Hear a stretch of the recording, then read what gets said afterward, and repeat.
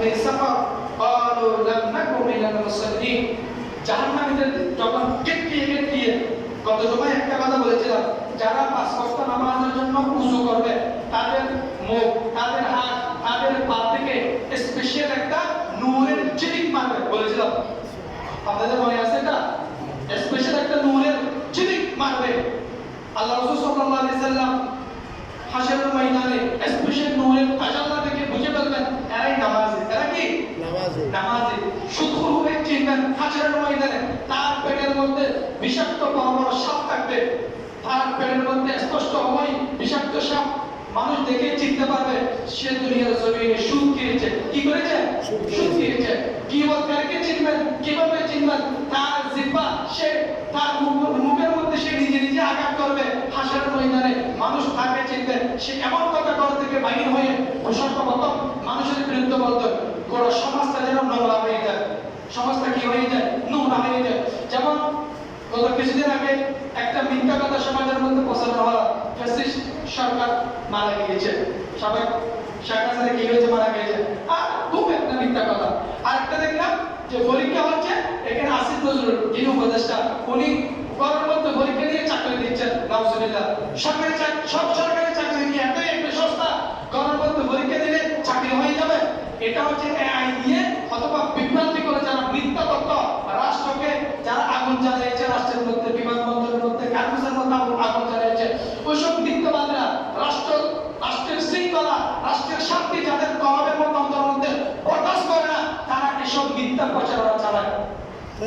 মিথ্যা প্রচারণা চালায় রাষ্ট্রকে অশান্ত করার জন্য। রাষ্ট্র কি করার জন্য? অশান্ত করার জন্য। তাদেরকে মিথ্যাবাদীদেরকে হাসরের দিন আপনারা চিনবেন। আমাদের বিষয়টা হচ্ছে জাহান্নামীদের যখন কেটে যখন নিয়ে যাবে, রহমতের ফেরেশতা প্রশ্ন করবে, মা সালাকাকুম ফি সাকার, কি হয়েছে, কেন তোমাকে এভাবে একেবারে অসম্মানের সাথে গাড় নিয়ে তোমাকে জাহান্নামে নিচ্ছে? সে বলবে, ক্বালু লাম নাকুম মুসাল্লিন, আমি জীবনে হায়াতের মধ্যে আল্লাহ আমাকে অত্যন্ত সুন্দরভাবে সুস্থ হায়াত দিয়েছিল, আমি ওই হায়াতের যে 5 ওয়াক্ত নামাজ আমার উপর ফরজ ছিল, আমি সেই 5 ওয়াক্ত ফরজ নামাজ যথাযথ সময় আদায় করি না, এই জন্য আমাকে গেটিয়ে গর্দান দিয়ে ধমক দিয়ে আযাবের ফেরেশতারা আমাকে জাহান্নামের দিকে নিয়ে যাচ্ছে। আমরা কেউ জাহান্নামে যেতে চাই না? আওয়াজ দেন। আমরা কেউ জাহান্নামে যেতে চাই না? আমরা কেউ জাহান্নামে যেতে চাই না, কিন্তু আমরা নামাজ পড়তেও চাই না। আবার দিকে আমরা কি করতে চাই না? নামাজ পড়তে চাই না। আল্লাহ ঘোষণা দিয়েছে, রাসূল ঘোষণা দিয়েছে, মিফতাহুল জান্নাতুস সালাত, জান্নাতের চাবি হলো নামাজ। জান্নাতের চাবি কি? নামাজ। আওয়াজ দেন। জান্নাতের চাবি কি? নামাজ। আমি নামাজ পড়ব না কিন্তু জান্নাতে যাব, আমি জান্নাতে যাওয়ার জন্য ব্যাকুল, কিন্তু আমি নামাজ পড়ব না। আমি কি করব না? নামাজ পড়ব না। আচ্ছা, যে ব্যক্তি দৈনিক মাসিক সঞ্চয় করে, তার অ্যাকাউন্টে টাকা জমবে নাকি আপনি প্রতিদিন যাই তাই খরচ করে দেন? আপনার খাতে কোনো অবশিষ্ট টাকা থাকে না নাকি ব্যাংকের মধ্যে আপনার সঞ্চয় থাকবে? কার সঞ্চয় থাকবে? যে একটু কষ্ট হলেও প্রতি মাসে কিছু সঞ্চয় করে সামনের ভবিষ্যতের জন্য, ডিপিএস করে, এফডিএ করে, বিভিন্ন অ্যাকাউন্ট করে না? তার সঞ্চয় থাকবে। নামাজ একটা অ্যাকাউন্ট, যাকাত একটা অ্যাকাউন্ট, তারপর সাদকা আরেকটা অ্যাকাউন্ট, মানুষকে সব উপদেশ দেওয়া ওটাও একটা অ্যাকাউন্ট, মানুষের জন্য কল্যাণ কামনা করা ওটাও একটা অ্যাকাউন্ট। মুমিনরা, মুত্তাকিরা, দিনদার ব্যক্তিরা যখন কবরে যাবে, নামাজের অ্যাকাউন্ট, জিকিরের অ্যাকাউন্ট, রোজার অ্যাকাউন্ট, হজের অ্যাকাউন্ট, দান সদকার অ্যাকাউন্ট, ভালো প্রতিষ্ঠিত অ্যাকাউন্ট, সবগুলো অ্যাকাউন্ট, ভালো কাজের অ্যাকাউন্ট, তার কবরের মধ্যে রহমতের ফেরেশতা একেবারে পরিপূর্ণ নূর হয়ে যাবে। উচ্চ আওয়াজ দিয়ে বলেন সুবহানাল্লাহ। এই জন্য আমাদের নামাজি হতে হবে। গীবতকারী হওয়া চলবে না, পরনিন্দাকারী হওয়া চলবে না, রাষ্ট্রের মানুষের কষ্ট হবে, রাষ্ট্রের অকল্যাণ হবে, এরকম কোন রাষ্ট্রদ্রোহী কাজ করা যাবে না। এরপরে কি আল্লাহ তাআলা বলেন, হাফিযু বিসমিল্লাহির রহমানির রহিম, হাফিযু আলাস সালাওয়াতি ওয়াস সালাতিল উসতা ওয়া কুমু লিল্লাহি কানিতিন।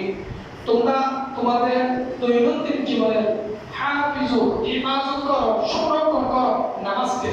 ওয়া কুমু লিল্লাহি কানিতিন, বিশেষত মধ্যবর্তী নামাজ, আসরের নামাজ, ওই আসরের নামাজকে আমরা সালাতুল উসতা বলা হয়। আসরের ওয়াক্ত আসরের ওয়াক্তকে দোয়া কবুল হওয়ার ওয়াক্ত বলা হয়, রহমতের ফেরেশতা রব্বুল হওয়ার সময় বলা হয়। এই জন্য আমাদেরকে আল্লাহ তাআলা আদেশ দিয়েছেন, যদি জান্নাতে যেতে চায়, জান্নাতি ফেরেশতাদের সাক্ষাৎ পেতে চায়, জাহান্নামী ফেরেশতাদের কাছ থেকে দূরে থাকতে চায়, আমাকে আপনাকে কি করতে হবে?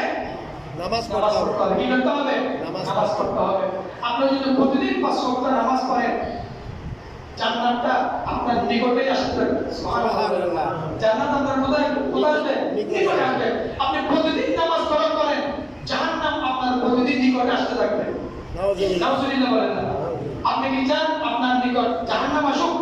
না। আপনি চান? না। তাহলে বাবা আমি আপনি তো প্রতিদিন 5 ওয়াক্ত নামাজ পড়ি না। আমি গরিব হতে চাই কিন্তু টাকা সঞ্চয় করি না। আমি জান্নাতি হতে চাই কিন্তু আমি নামাজ পড়ি না। ওটা তো হবে না। আমাকে পরিশ্রম করতে হবে। আমাকে কি করতে হবে? পরিশ্রম করতে হবে, সাধনা করতে হবে, কষ্ট করতে হবে। প্রতিদিন ওয়াক্ত মতো 5 ওয়াক্ত নামাজ আদায় করতে হবে। সুস্থ থাকলে কি থাকলে? সুস্থ থাকলে আল্লাহর শরীয়ত সম্মত যতগুলো বিধান রয়েছে ওগুলো পরিপূর্ণ থাকলে আমাকে প্রতিদিন 5 ওয়াক্ত নামাজ আদায় করতে হবে। কন্টিনিউ যখন আমি ধারাবাহিক 5 ওয়াক্ত নামাজ করব, আমার যখন কোনো নামাজ কাজা থাকবে না, হঠাৎ যদি রোড অ্যাক্সিডেন্ট যদি আমি মারা যাই, জান্নাত আমার নিকটেই থাকবে। সুবহানাল্লাহ। প্রতিদিন দুর্ঘটনায় অনেক মানুষ মারা যায় না? এই দিন একটা মানুষ ঘর থেকে বাইরে হচ্ছিল, ওই ফ্লাইওভার বানাইছে না, ফ্লাইওভার দুর্নীতি মাসলা 2 নম্বর জিনিস লাগাই দিয়েছে। কয় নম্বর জিনিস? সরকার থেকে টাকা নিছে 1 নম্বর জিনিসের। কয় নম্বর জিনিসের? 1 নম্বর জিনিসের। সরকারকে, রাষ্ট্রের মানুষকে তো বাদ দিয়ে লাগাই দিল সেই 2 নম্বর জিনিস। ওটা পরে মানুষ মারা গেছে। ইন্না লিল্লাহি ওয়া ইন্না ইলাইহি রাজিউন। তো সরকার তারপর পরিবারকে চাকরি দিবে, 5 লাখ টাকা দিবে। এটাই তো বড় বিষয় নয়। তার যদি নামাজ কাজা না থাকে, ফজরের কোন ওয়াক্তের নামাজ? ফজরের ওয়াক্তের নামাজ যদি তার কাজা না থাকে, ইনশাআল্লাহ আমি আশাবাদী ওই ব্যক্তি জান্নাতে। সুবহানাল্লাহ। আর যদি আমরা তোমাকে ফজরের নামাজ না পড়ে গাড়ি নিয়ে বাইরে হয়ে যায়, গরু নিয়ে বাইরে হয়ে যায়, ব্যবসার উদ্দেশ্যে বাইরে হয়ে যায়, চাকরির মধ্যে বাইরে হয়ে যায়, হঠাৎ যদি আমার অকাল মৃত্যু হয়ে যায়, হঠাৎ মৃত্যু হয়ে যায়, নামাজ পড়া রয়েছে, নামাজ পড়ি নাই, তখন আমার নাম জাহান্নামের মধ্যে থাকবে। নাউযুবিল্লাহ। মাত্রাকা সালাতা ফাকাদ কাফার। শুরুতেই বলেছিলাম, যে ব্যক্তি নামাজ ছেড়ে দিবে সে ফাসিক। ফাসিক মানে পথভ্রষ্ট। ফাসিক মানে কি? পথভ্রষ্ট। আচ্ছা, এরপরে ওয়াকালা আযজা ওয়া জাল্লা বিসমিল্লাহির রহমানির রহিম ওয়াল্লাযীনা হুম আলা সালাওয়াতিহিম ইউহাফিজুন উলাইকা হুমুল ওয়ারিসুন। আমার রাসূল সাল্লাল্লাহু আলাইহি ওয়াসাল্লামের উপর এই আয়াতটি যখন নাযিল হচ্ছিল, ওয়াল্লাযীনা হুম আলা সালাতিহিম ইউহাফিজুন, মহান রব্বুল আলামিন বলেন তোমরা তোমাদের নামাজের প্রতি যত্নশীল হও। ওয়াল্লাযীনা হুম আলা সালাতিহিম ইউহাফিজুন, তোমরা তোমাদের নামাজের প্রতি কি হও? যত্নশীল হও। কঠিন আদেশ দিয়েছেন, উলাইকা হুমুল ওয়ারিসুন আল্লাযীনা ইয়ারithuna ফিরদাউসা হুম ফিহা খালিদুন। যারা যেই বা যারা নামাজের প্রতি দায়িত্বশীল হবে, যত্নশীল হবে, নামাজ 5 ওয়াক্ত আদায় করবে, আল্লাহকে পাওয়ার জন্য আল্লাহ রাসূলের আদেশ অনুযায়ী 5 ওয়াক্ত নামাজ আদায় করবে, উলাইকা হুমুল ওয়ারিসুন, তারা জান্নাতের ওয়ারিসদার হবে। সুবহানাল্লাহ। জান্নাত তাদেরকে তালাশ করবে। সুবহানাল্লাহ বলেন। জান্নাত তাদেরকে কি করবে? তালাশ করবে এবং ফিহা খালিদুন, ওই জান্নাতের মধ্যে নামাজি বান্দা চিরস্থায়ী বসবাস করবে। সুবহানাল্লাহ। চিরস্থায়ী কে বসবাস করবে? জান্নাতে। যে 5 ওয়াক্ত নামাজ ওয়াক্তমত আদায় করে। ওয়াক্তমত কি করে? আদায় করে। আল্লাহ জান্নাতের ঘোষণা দিয়েছেন, সার্টিফিকেট দিয়েছেন, গ্যারান্টি দিয়েছেন একমাত্র নামাজের মধ্যে। একমাত্র কিসের মধ্যে? নামাজের মধ্যে। নামাজ আমরা যদি দৈনিক আদায় করি, আমাদের কাছ থেকে অহংকার চলে যাবে, রিয়া চলে যাবে, তাকাব্বুরি চলে যাবে, ফখর চলে যাবে, হিংসা চলে যাবে, নিন্দা চলে যাবে, মানুষের প্রতি একটা মহব্বত কলবের মধ্যে কাজ করবে। ঠিক না? আপনি একটা কথা, যে মানুষগুলো মদ খায়, নেশা করে, আমাদের দেশের মধ্যে এদিন লালন শাহর একটা অনুষ্ঠান হয়েছে না? আমি আমার জায়গায় দাঁড়িয়ে তীব্র নিন্দা জানাচ্ছি বর্তমান উপদেষ্টা পরিষদ যে জাতীয়ভাবে ওই লালন শাহকে প্রতিষ্ঠিত করার জন্য চেষ্টা করেছে, এর তীব্র নিন্দা জানাচ্ছি। লালন শাহ মুসলমান এখন পর্যন্ত কেউ প্রমাণ দিতে পারে না। প্রমাণ দিয়েছে? নাস্তিককে যদি আমরা জাতীয়তা আমার ট্যাক্সের টাকা দিয়ে, কার টাকা দিয়ে? আপনার টাকা দিয়ে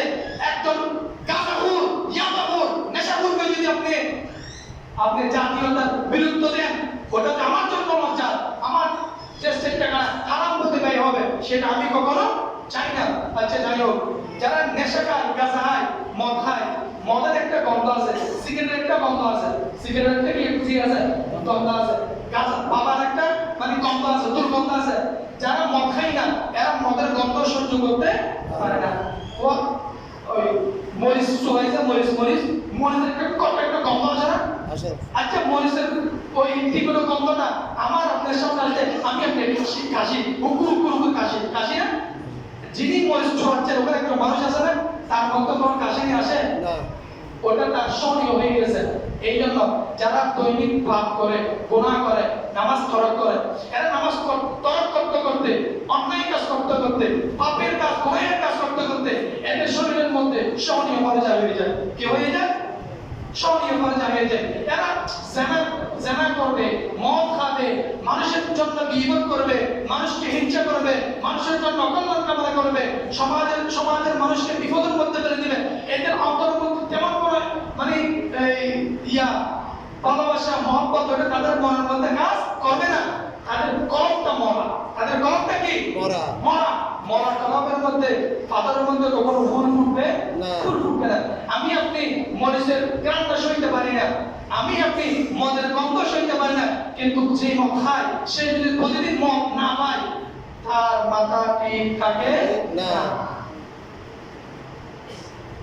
তাহলে প্রতিদিন আমি আপনি নামাজ পড়ি না, প্রতিদিন আমি আপনি নামাজ তরক করি, নামাজের প্রতি কোনো ইন্টারেস্ট, কোনো আন্তরিকতা, কোনো মহব্বত আমার আপনার মধ্যে নেই, তাহলে বলুন তো আমার কলমটা, আমার এই চেহারাটা, আমার এই দেহটা কখনো জান্নাতের দিকে যাবে?